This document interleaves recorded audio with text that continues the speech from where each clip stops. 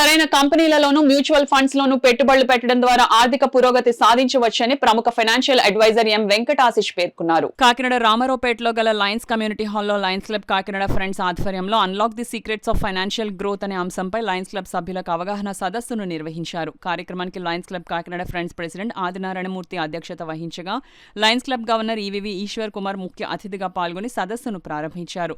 ఈ సందర్భంగా financial advisor Venkata Ashish సదస్సులో పాల్గొన్న వారికి షేర్స్ మ్యూచువల్ ఫండ్స్ లో పెట్టుబడులు పెట్టడంలో మెళకువలను తెలియజేశారు.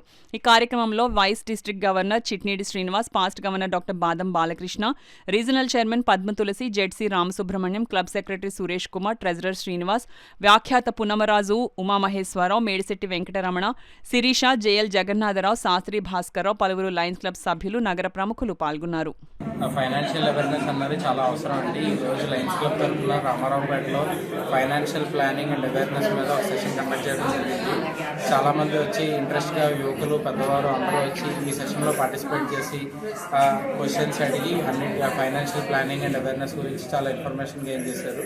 వచ్చిన వాళ్ళందరికీ నా ధన్యవాదాలు.